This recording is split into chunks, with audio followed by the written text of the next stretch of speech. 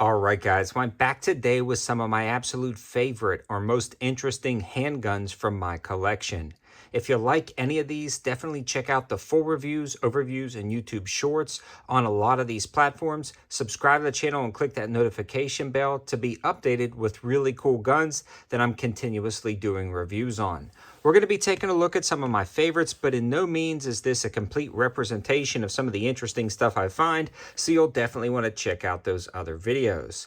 Starting off, a lot of the most popular guns on the channel are some from the YouTube shorts, and one of the favorites of everybody is the switch gun.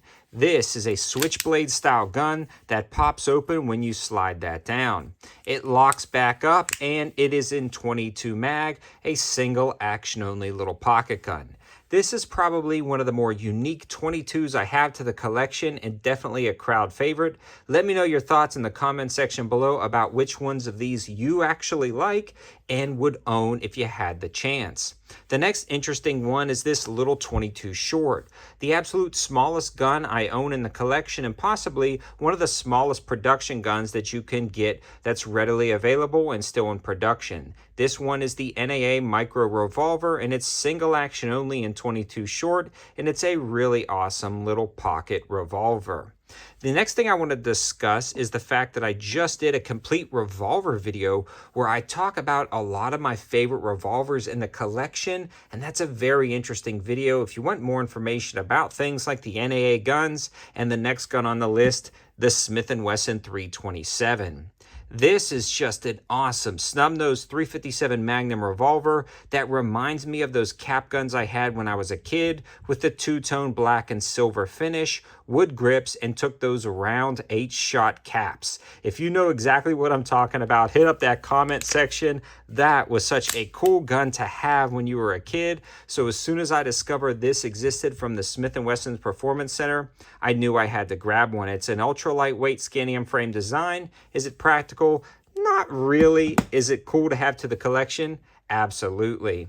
Also, probably the elephant in the room I'm going to discuss next is the Gold 1911. This is a Colt 1911 that's yellow and white gold plated and completely custom engraved. This was actually a stock factory Colt that a company went custom engraved every little component and then gold plated it. I absolutely love having this to the collection, and the fit and finish is spectacular. I know it's not for everybody, but as soon as I saw this, I knew I had to grab it for the collection. It was just such an interesting piece, and I love the way it was done. So I don't know. It was a piece that I've wanted for a very long time, so I'm finally glad I got it added to the collection. The last modern pistol I want to discuss is actually this MP5 right here. This is the Century Arms AP5, and I love the look of the K model. There's nothing too special about this other than every collection, in my opinion, needs some type of MP5 or MP5 clone. The fact that you can reach up, slap that down is just absolutely cool. And with Christmas time right around the corner and Die Hard starting to play more and more, I knew I had to grab this one out because it is such a cool pistol. The next three I want to discuss are actually more historical collectible firearms. This is the C96 broom handle Mauser. It took a while to get this to run correctly, but after a few trips to the shop and having a competent gunsmith work on it, this functions flawlessly, and it's probably one of the most unique guns I have in the collection. I love the history of something like this, the technology and the engineering that goes into a classic pistol like this, and it's just so cool to add to the collection. If you want to see this being fired, again, definitely search C96 on the channel. Go back through and look at some of those shorts, and you can also follow me on Instagram, where I'm always posting daily deals in the stories, as well as interesting reels of firing a lot of these handguns.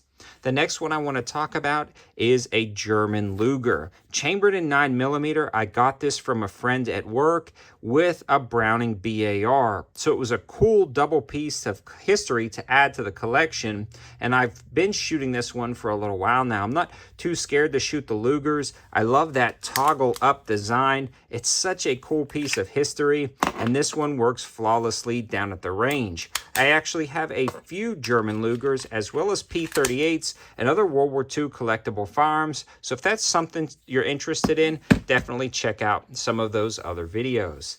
And the last one I want to talk about today is a true piece of American history.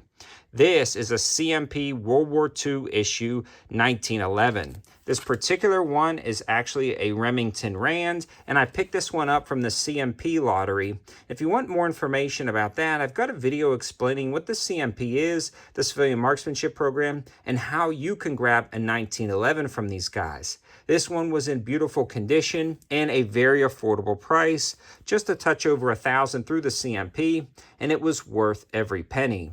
Having a true piece of World War II history in your collection is absolutely awesome, and I'm definitely lucky that I got the lottery, won that, and got to be able to purchase this firearm. I'm a huge fan of a lot of these in the collections. Let me know your thoughts in the comment section below. Which ones you would grab for your own personal collection? What are some of your dream guns that you've always wanted to add? And let me know your thoughts truly about this gold one. Was it worth it? Is it cool? What do you guys think? Thanks for watching. Have a good one.